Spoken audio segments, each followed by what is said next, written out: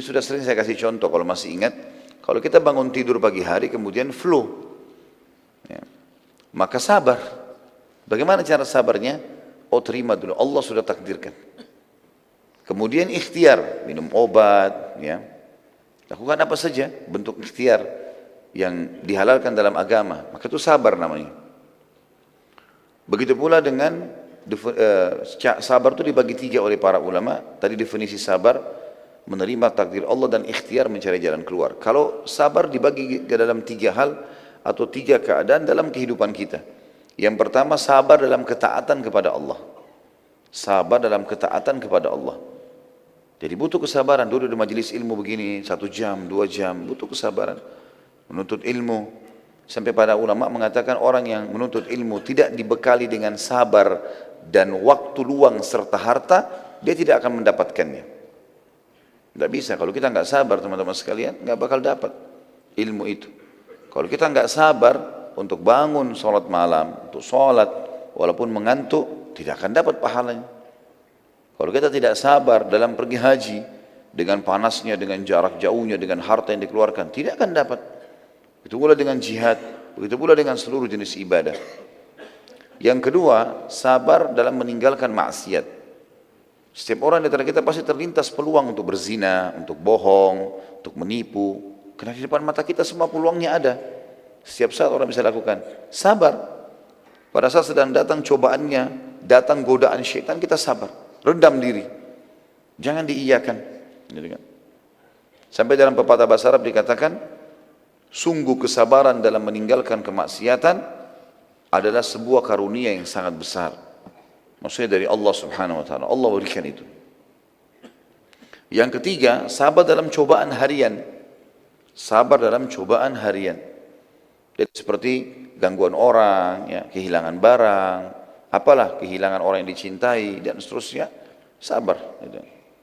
Dan contoh yang paling baik adalah Yakub alaihissalam. Yakub alaihissalam pada saat Yusuf alaihissalam anak tercintanya, ya, dijahati dan ditipu dayai oleh saudara-saudaranya sendiri, sampai 10 orang saudara, gitu kan. Ini semuanya niat, atau 9 orang niat untuk berbuat jahat di sini. Mereka bisa berkonspirasi untuk itu. Maka Yakub alaihissalam cuma mengucapkan innama ashku bathi wa huzni ila Allah. Waktu dia tahu berita bahwasanya ini rekayasa, Jibril sampaikan wahyu ini anak-anakmu buat rekayasa, gitu kan. Maka dia cuma mengatakan innama ashku bathi wa huzni ila Allah. Saya hanya keluhkan kesedihanku dan permasalahanku kepada Allah. Tentu teman-teman sekalian, pahala sabar hanya akan didapat kalau sedang terjadi. Dan orang-orang sabar ini luar biasa. Innama yulaqqas sabiruna ajrahum bighairi hisab, kata Allah. Orang-orang sabar itu akan mendapatkan balasan pahala tanpa ada perhitungan. Dan kata Nabi SAW, tidak ada sesuatu yang paling mulia yang dikaruniai oleh Allah kepada seseorang melebihi kesabarannya. Emang sabar di sini. Bedakan teman-teman sabar dengan pengecut. Jauh beda sekali. Kalau misalnya ada seseorang berbuat kezaliman kepada kita, lalu kemudian kita membela diri kita, itu tetap orang sabar, ya. Karena sabar adalah menerima takdir Allah, lalu kemudian dia ikhtiar maksimal. Itu sabar tadi definisinya. Jadi jangan juga orang mencaci maki kemudian kita diam. Enggak, bukan itu maksudnya. Kita coba luruskan, gitu kan? Nasihati, luruskan kesalahannya. Kalau tetap saja sudah kita tinggalkan. Yang penting kita sudah ikhtiar. Ini perlu digarisbawahi juga, ya. Jangan sampai orang salah faham gitu. Dia tidak ada ikhtiar sama sekali, dia mengatakan dirinya sabar. Keliru tuh. Ya. Penulis mengangkat dalil surah Al-Baqarah 155 sampai 157. A'udzu billahi minasyaitonir rajim wa lanabluwannakum bisyai'in minal khaufi wal ju'i wa naqsin minal amwali wal anfusi wath thamarat wa basyyiris sabirin. الذين إذا أصابتهم مصيبة قالوا إنا لله وإنا إليه راجعون أولئك عليهم صلوات من ربهم ورحمة وأولئك هم المهتدون. Sungguh pasti kami akan berikan cobaan kepada setiap orang di antara kalian dengan sedikit ketakutan, kelaparan, kekurangan harta, jiwa dan buah-buahan, dan berikanlah berita gembira kepada orang-orang yang sabar. Siapa mereka? Yaitu orang-orang yang apabila ditimpa musibah mereka langsung mengucapkan inna lillahi wa inna ilaihi raji'un. Kami milik Allah, kami akan kembali kepada Allah. Mereka itulah yang mendapatkan keberkatan yang sempurna dan rahmat dari Rabbnya. Dan mereka itulah orang-orang yang mendapatkan petunjuk. Kembali lagi Syekh Sa'di rahimahullah, salah satu ahli tafsir berkata, Allah mengabarkan bahwa sudah pasti dia akan menguji para hambanya dengan berbagai ujian, agar menjadi jelas siapa yang benar dan siapa yang dusta dengan imannya, siapa yang berkeluh kesah dan siapa yang bersabar. Jadi teman-teman sekalian, jangan berpikir menghayal kita tidak akan diuji dalam kehidupan dunia, nggak mungkin. Tidak pernah ada orang sampai mati nggak sakit, nggak mungkin. Tidak pernah orang sampai mati nggak pernah lapar, nggak pernah haus, nggak pernah capek. Cobaan ada datang, pasti saja. Gitu. Nggak mungkin tidak.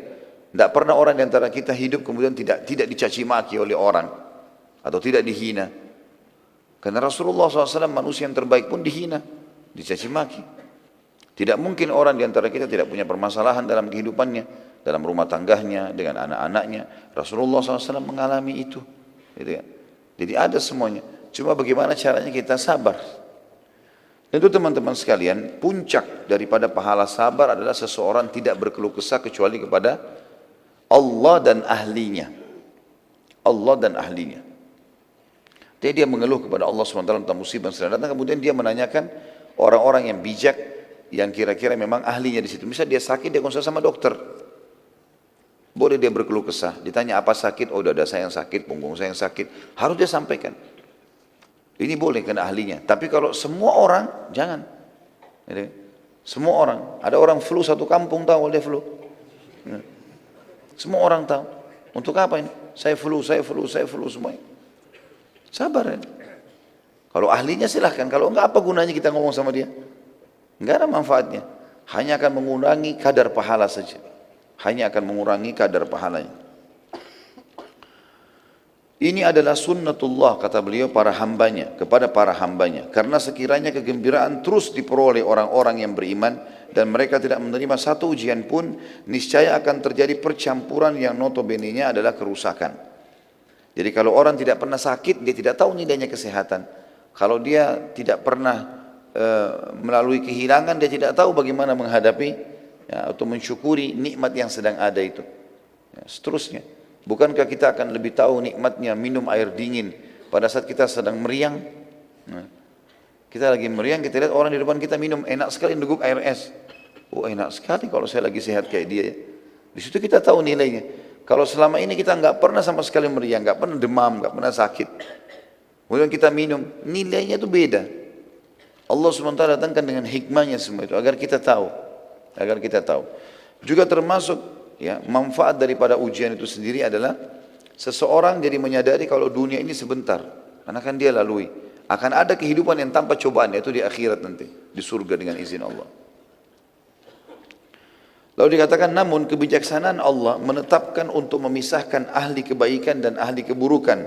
Inilah faedah dari ujian, bukan menghilangkan iman yang menyertai kaum mukmin dan tidak pula menghalangi mereka dari agama mereka. Dan Allah tidak menyanyiakan iman kaum mukminin. Jadi dia mengabarkan dalam ayat ini bahwa dia akan menguji para hambanya. Bisyai'im minal khawf. Dengan sedikit ketakutan terhadap musuh. Ya. Jadi kalau ada musuh-musuh yang ganggu, ada orang-orang yang tidak suka, dihina. Ini semua ada sedikit rasa takut. Tapi kalau dia hadapi, dia bisa lalui. Sebagaimana baginda Nabi SAW lalui. Ada cacian, ada segala macam penyihir lah, penyamun lah, pendusta lah. Bayangkan kalau kita menjadi Nabi SAW lagi berdakwah, jalan, terus kemudian pamannya sendiri di belakang. Ya, Abu Lahab keliling ikut mengatakan, ini orang ponakan saya lebih tahu dia pendusta. Saya nggak bisa bayangkan itu. Bagaimana kalau saya lagi ceramah, ada paman saya di belakang lalu mengatakan, jangan percaya orang ini. Saya lebih tahu dia. Kan masalah itu. Ya. Tapi Nabi SAW sabar. Bagaimana ada sebagian da'i yang tidak bisa sabar.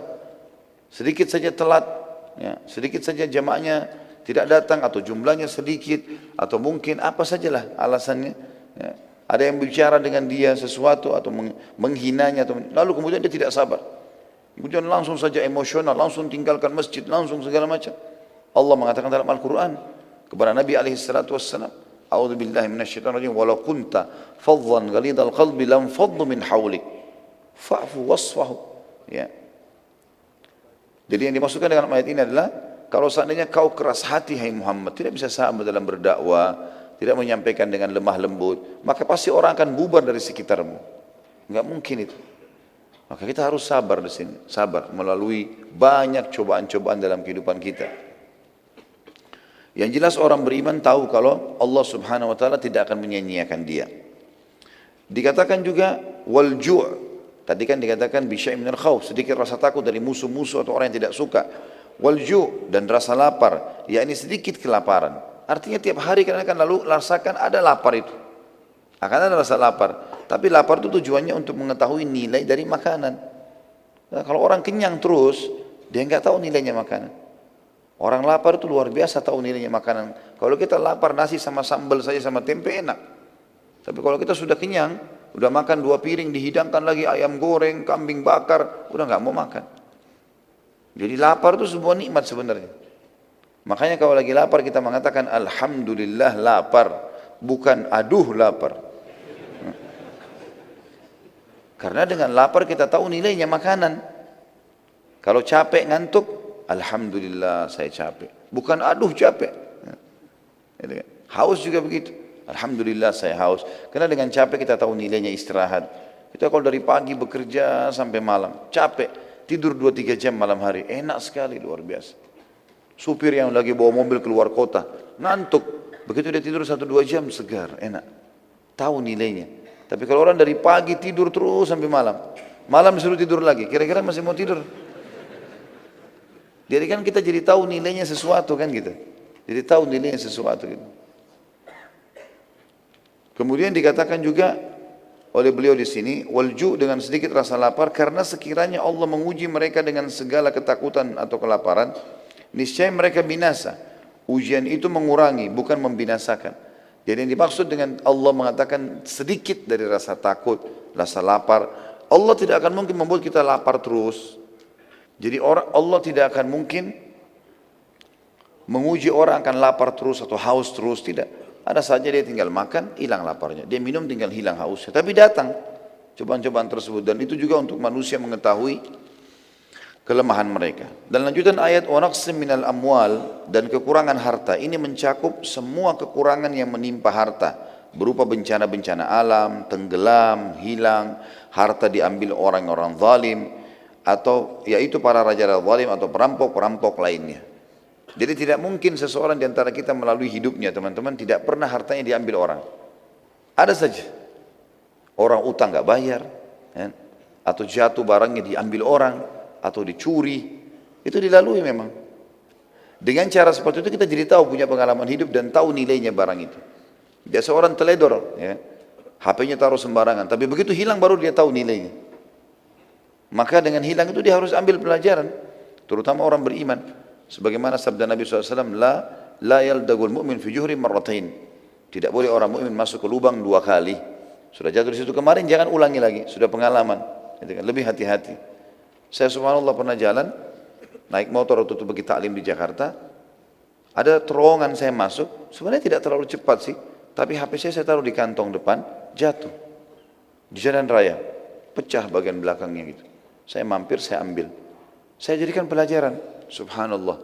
Ini tadi berarti tidak boleh taruh HP di depan, harus taruh di kantong tempat aman, itu kan. Dan juga sebagai pelajaran muhasabah. Mungkin ada kesalahan-kesalahan saya lakukan dengan HP ini misalnya. Jadi kita jadikan sebagai bahan muhasabah.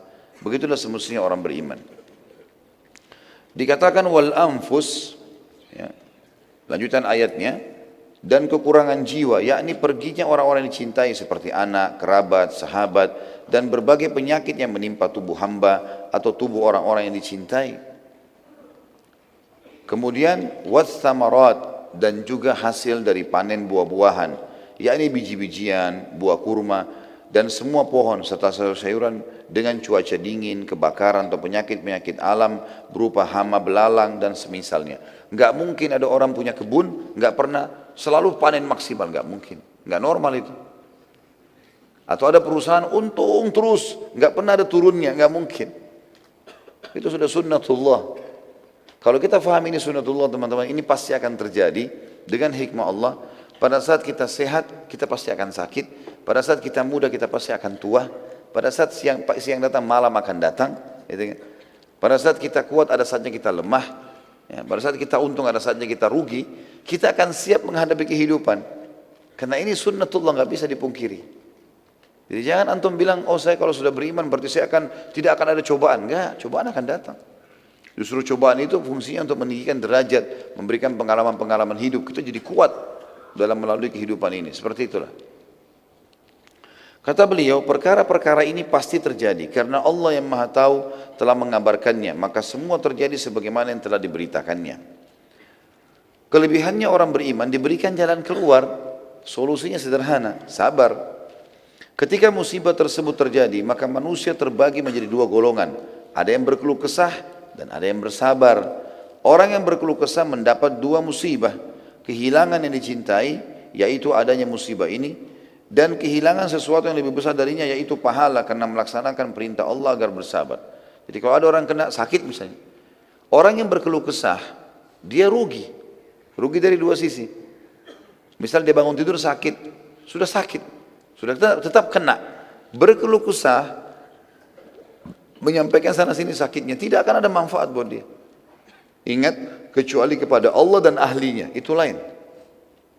Itu beda. Ada orang misalnya punya masalah rumah tangga, yang dia ajak bicara adiknya yang belum mengerti masalah rumah tangga. Bukan ahlinya itu. Atau dia tidak ngerti apa-apa, dia ada masalah, dia tanya sama anak SD yang belum tahu pengalaman, belum ada pengalaman hidup. Enggak mungkin. Tanya kepada orang yang bijaksana. Gitu kan? Sampai kata Nabi SAW dalam hadis, kabir. Maksudnya dahulukan orang yang dewasa dan pengalaman. Tanya mereka. Teman-teman mau buka usaha apa, lihat orang yang sudah lama di bidang itu, tanya, konsultasi sama mereka. Apa suka dukanya, apa yang harus kita lakukan, supaya kita belajar. Sebelum berumah tangga, tanya orang yang sudah berumah tangga itu, apa pengalaman-pengalamannya. Jangan cuma mengkhayal. Ya? Ini bujang-bujang lapo ini. Oh menikah itu enak, nanti punya istri, bisa begini, bisa. Iya, sisi lain, yang kita nikahi manusia. Bukan boneka ini. Dia punya mata, dia punya telinga, dia punya perasaan, dia bisa buat masalah. Kalau antum tidak mau punya masalah, nikah sama boneka kan? Bisa dicubit, bisa ditendang, bisa segala macam. Enggak mungkin. Manusia punya perasaan, punya mata, punya segala macam. Jadi harus kita faham poin ini. Dan tanya kepada orang-orang yang sudah pengalaman. Ahlinya lah. Tapi jangan sembarangan ini. Kalau sembarangan orang yang kita ajak ngomong, maka akan salah. Pasti kalau kita konsultasi dengan orang yang salah, akan salah jalannya. Kata beliau di sini, orang-orang yang manusia, ketika musibah terjadi, kata beliau, manusia terbagi menjadi dua golongan. Ada yang berkeluh kesah, ada yang sabar. Orang yang berkeluh kesah mendapatkan dua musibah lagi tambahan. Kehilangan yang dicintai, apa yang dia mau, dan juga kehilangan pahala yang besar. Yang semestinya dia bisa dapatkan karena bersabar. Ia mendapatkan kerugian dan terhalang mendapatkan rahmat. Keimanannya berkurang, kehilangan kesabaran, kehilangan ridho dan syukur, serta ia mendapatkan murka yang menunjukkan kekurangan yang keterlaluan. Umar bin Khattab sempat mengatakan, teman-teman sekalian, siapapun yang tertimpa musibah, kemudian dia terima takdir Allah itu, lalu dia ikhtiar, maka dia akan bahagia. Karena mau tidak mau, musibah itu sudah terjadi. Sementara orang yang tidak menerimanya, dia akan rugi. Dadanya akan sempit, hidupnya akan susah. Karena tetap musibah akan datang. Bukan berarti kita kalau bangun tidur sakit, kemudian tiba-tiba sakitnya sembuh dengan keluh kesah. Kenapa ya? Tetap aja sama.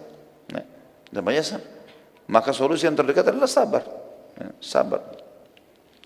Sebagian ahli mengadakan penelitian, ternyata orang bersabar itu, dia seperti meredam seluruh otot-otot dan urat-urat sarafnya. Yang tadinya menjadi emosi dan marah, ya, karena ada sesuatu cobaan yang sedang datang, misal barangnya diambil orang, misal dia dihina orang, kan kita jadi emosi ya. Nah sekarang kalau dia redam itu, sebenarnya dia sedang meredam otot-otot dan urat-urat sarafnya, dan itu akan memberikan kesehatan, ya, akan memberikan ketenangan jiwa. Dibandingkan dia ikutin emosi itu, maka akan makin gelisah, susah tidur, susah makan, susah semua. Renungi baik-baik supaya kita jangan keluar dari sabar itu.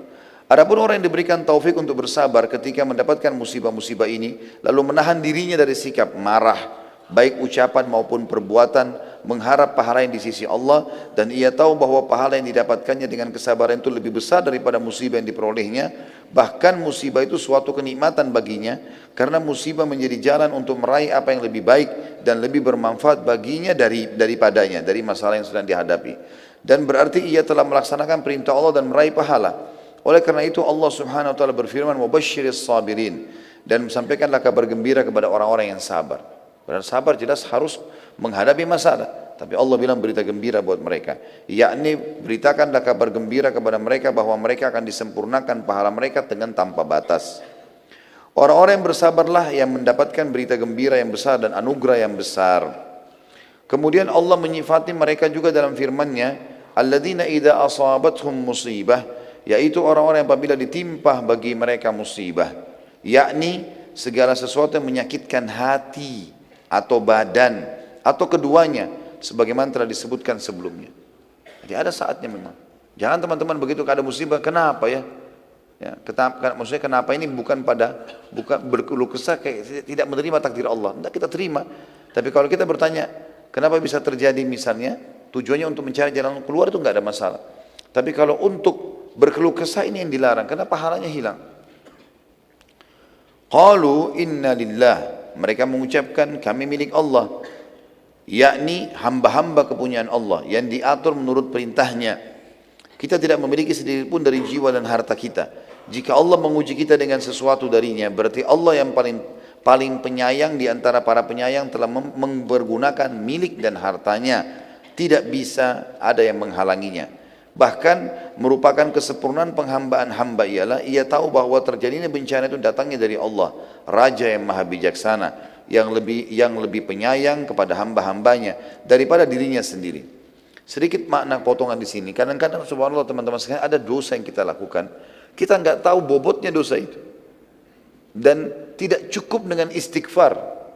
Mungkin istighfar kita tidak cukup, maka Allah datangkan cobaan. Ada sebuah hadis menjelaskan, masih itu hadis sahih riwayat Imam Ahmad. Kata Nabi SAW, ada dosa-dosa yang tidak bisa dimaafkan dengan istighfar, tidak cukup. Maka Allah ujikan padanya penyakit. Di sini kata ulama hadis bisa saja penyakit, bisa saja gangguan orang, bisa saja apa saja. Jadi ternyata Allah tidak mau kita nanti di akhirat disiksa berat dengan dosa itu, maka Allah cobakan dengan cobaan. Sisi yang lain, bisa saja sesuatu yang hilang dari dia, memang lebih baik hilang dari dia. Memang Allah mau itu hilang dari dia. Asal kita teman-teman sekalian berada di rel jalannya Allah, nggak usah khawatir. Walaupun kita merasa saya suka, saya begini, nggak usah peduli dengan itu, tidak ada masalah. Mungkin tidak jadi menikah sama si fulan, mungkin tidak jadi usaha ini, mungkin tidak jadi masuk sekolah di sana, kuliah di sana, mungkin. Selalu sangka baik dengan Allah. Allah lebih tahu. Asal kita berada di jalan yang benar. Kata Nabi SAW, Allah berfirman dalam hadis Qudsi, "Ana inda dhanni abdi bi." Saya sesuai dengan prasangkaan hamba-hambaku. Kata beliau, oleh karena itu ia berkewajiban untuk ridho kepada Allah dan bersyukur kepadanya atas bimbingannya kepada apa yang lebih baik bagi hambanya, meskipun ia tidak mengetahuinya. Di samping kita adalah hamba-hamba miliknya Allah, kita juga akan kembali kepadanya pada hari yang dijanjikan. Lalu setiap orang yang beramal diberi balasan karena amalnya. Jika kita bersabar dan mengharapkan pahala, maka kita mendapatkan pahala kita dengan sempurna di sisinya. Sebaliknya, jika kita berkeluh kesah dan tidak suka, maka kita tidak mendapatkan bagian selain kemurkaan dan luput mendapatkan pahala. Menyadari bahwa hamba adalah milik Allah dan akan kembali kepadanya merupakan faktor kesabaran yang terbesar.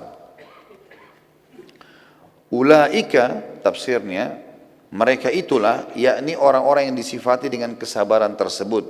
Alaihim salawatu min rabbihim, yakni akan mendapatkan keberkatan dari yang sempurna, atau salawat dari Rabbnya, yaitu pujian dan sanjungan.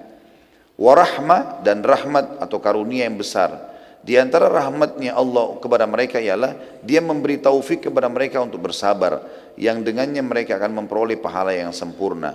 Wa ulaika humul muhtadun, dan mereka adalah orang-orang yang mendapatkan petunjuk, yakni orang-orang yang mengetahui kebenaran. Dalam hal ini mereka mengetahui bahwa mereka adalah milik Allah dan mereka akan kembali kepadanya, serta mereka mengamalkan tuntunannya. Yang dimaksudkan ialah mereka bersabar karena Allah.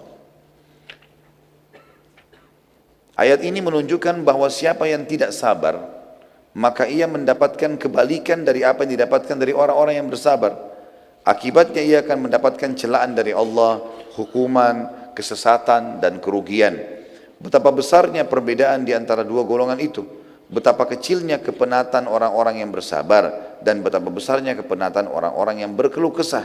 Artinya orang yang sedang ditimpa musibah, orang yang sabar punya penat, tapi tidak sebesar orang yang kalau berkeluh kesah. Karena dia sudah menghadapi masalah, berkeluh kesah lagi, dia jauh lagi dari rahmatnya Allah, jadi banyak sekali kerugiannya. Kedua ayat ini berisikan pemantapan hati dalam menghadapi musibah sebelum terjadi, agar musibah terasa ringan dan mudah ketika musibah terjadi. Menjelaskan apa yang harus dilakukan ketika musibah terjadi, yaitu sabar. Menjelaskan apa yang dapat membantu untuk bersabar, pahala yang diperoleh orang yang bersabar, dan mengetahui keadaan orang-orang yang tidak bersabar dengan kebalikan dari keadaan orang-orang yang sabar. Bencana dan ujian ini adalah sunnatullah yang telah berlalu kepada orang-orang sebelum kita, maka itu pun akan datang kepada kita. Dan anda tidak mendapati perubahan pada sunnatullah, juga menjelaskan macam-macam musibah. Umar bin Khattab pernah berkata, alangkah bagusnya dua balasan itu dan betapa baiknya tambahan itu. Maksudnya adalah ulaika alaihim salawatu min rabbihim wa rahmah. Mereka adalah orang yang mendapatkan keberkatan sempurna dan rahmat dari Tuhan mereka. Wa ulaika humul muhtadun, dan mereka adalah orang yang mendapatkan petunjuk. Dan ini adalah tambahan, yaitu sesuatu yang diletakkan di antara dua karung tambahan dalam timbangan. Maksudnya kalaupun ini sudah dapat rahmat, dia sabar, itu sudah solusi terbaik. Tambah lagi dapat salawat dari Allah, Allah akan tambahkan kepada dia pemberian-pemberiannya dan dikasihkan karunia, dan mereka dijanjikan mendapatkan petunjuk. Beberapa hadis menyebutkan sebagian musibah sebagai rahmat. Contoh misal, kehilangan anak. Banyak orang mengalami ini. Tentu variasi, ada orang melalui, ada musibah yang semua merata kita kena, seperti lapar, haus, dan seterusnya. Ada yang tidak semua orang kena. Ada orang Masya Allah punya anak 10 gak meninggal sama sekali. Tapi ada orang yang musibah kena dananya, mati anaknya. Ada orang subhanallah 4 kali hamil, 4 kali keguguran. Kuasa Allah. Ada orang buka usaha langsung dapat taufik. Ada orang mungkin buka usaha berapa kali baru dia berhasil. Gagal dulu terus. Contoh musibah atau cobaan yang datang teman-teman sekalian, yang sifatnya mungkin tidak umum tapi banyak orang yang mengalaminya. Seperti kehilangan anak. Imam Bukhari membuat bab judul khusus, bab fadl man mata lahu waladun fahtasaba. Bab keutamaan orang yang mati anaknya lalu ia mengharapkan pahala. Maksudnya dia sabar. Firman Allah, wabashshiril sabirin, dan beritakanlah berita gembira kepada orang-orang yang sabar. Kemudian beliau menyebutkan beberapa hadis, maksudnya Imam Bukhari. Yang pertama adalah Abu Hurairah radhiyallahu anhu meriwayatkan dari Nabi SAW, beliau bersabda, la yamutu li muslimin thalathatun minal walad fayalijan nar illa tahillatal qasam. Tidaklah seorang muslim mengalami kematian 3 anak lalu ia masuk neraka kecuali hanya sekedar berlalu saja. Ya, maksudnya ini musibah, lahir anak 3 sampai mati sebelum balik. Di sini dalam hadis dipastikan, kalaupun dia punya dosa-dosa, tentu di sini selain dosa syirik dan kufur ya, maka Allah dengan kemahamurahannya hanya membuat dia lewat saja di neraka, kemudian dia akan masuk dalam surga. Gitu kan? Muhammad bin Ismail Bukhari juga mencantumkan hadis-hadis menjelaskan firman Allah dalam surah Maryam ayat 71. Wa in minkum illa wariduha, dan tidak ada seorang pun dari kalian melainkan akan mendatangi neraka itu. Maryam 71. Hadisnya beliau angkat, Abu Hurairah radhiyallahu anhu meriwayatkan Rasulullah SAW bersabda kepada kaum wanita Ansar pada saat menafsirkan ayat ini juga, la yamutu li ihdakunna thalathatun minal waladi fatahtasibah illa dakhalatil jannah faqalat imra'atun minhunna aw ithnaini ya Rasulullah qala aw ithnain. Tidaklah, kata Nabi SAW ceramah di depan para wanita-wanita muslimah pada saat itu di Madinah dari kaum Ansar, tidaklah salah seorang dari kalian mengalami kematian 3 anak lalu mengharapkan pahala sabar, melainkan pasti masuk surga. Seorang wanita yang hadir sempat bertanya, bagaimana dengan kehilangan 2 anak wahai utusan Allah? Kata Nabi SAW, ya, kehilangan 2 anak juga termasuk. Perawi hadis Abu Hurairah mengatakan, saya yakin kalau ada wanita juga bertanya, bagaimana dengan 1 ya Rasulullah? Maka Rasulullah SAW pun akan mengatakan 1 juga. Hadis selanjutnya diangkat oleh beliau adalah dari Anas radhiyallahu anhu yang mengatakan Nabi SAW bersabda, "Ma minan nasi min muslimin yutawaffa lahu thalathatun lam yablughul hinth illa adkhalahu Allahul jannah bifadli rahmatihi iyahum." Tidaklah seorang muslim mengalami kematian 3 anak yang belum mencapai balik, melainkan Allah memasukkannya ke dalam surga dengan karunia atau rahmat kepada mereka. Imam Bukhari pada saat menamakan babnya, bab fadl man mata lahu waladun fahtasaba, bab keutamaan orang yang mengalami kematian anak lalu ia mengharapkan pahala. Az-Zain bin Al-Munir mengatakan, musannif atau pengarang atau Imam Bukhari maksudnya mengungkapkan dengan kata fadl, keutamaan, untuk menghimpun di antara 3 hadis yang berselisih yang telah dikemukakannya. Karena pada hadis yang pertama disebutkan masuk surga, pada hadis yang kedua disebutkan dihalangi dari neraka, dan pada hadis yang ketiga disebutkan pembatasan masuk dengan sekedar berlalu saja di neraka. Maka masing-masing darinya terdapat ketetapan keutamaan bagi siapa saja yang mengalami hal itu. Dan segi komprominya bisa dikatakan, masuk surga itu tidak mengharuskan terhalang dari api neraka, disebabkan hajab atau terhalang dari neraka itu sendiri. Terdapat faedah lain, yaitu hal ini mengharuskan juga masuk surga sedari awal. Adapun yang ketiga, maka yang dimaksud dengan al-wurud ya, atau masuk hanya melintas neraka saja, bagaimana pembahasannya akan disebutkan saat ya pembicaraan perkataan illa tahillata qasam, kecuali sekedar berlalu. Orang yang melintas di atasnya ada beberapa macam, di antara mereka ada yang tidak mendengar desisan neraka. Mereka ada juga orang-orang yang telah ada untuk mereka tetapkan yang baik dari Allah bagi mereka, sebagaimana disebutkan dalam Al-Quran. Jadi tidak ada kontradiksi ya, antara masuk surga dan terhalang dari neraka. Bukhari juga mengungkapkan dengan perkataannya walad atau anak, karena ini mencakup 1 anak atau lebih. Meskipun bab ini telah dibatasi dengan 3 atau 2 anak, akan tapi pada sebagian jalur riwayat disebutkan juga 1 anak masuk di dalamnya. Jadi hadis ini tidak ada sama sekali permasalahan atau persisian antara mereka. Artinya ada orang tergantung kadar kesabarannya. Mungkin dengan sabar maka Allah SWT akan berikan kepada mereka bisa masuk surga langsung karena luar biasa cobaan yang datang dan kadar sabarnya tinggi, atau dia dilewatkan di api neraka karena masih banyak dosanya, karena kadar sabarnya juga lebih rendah daripada yang pertama.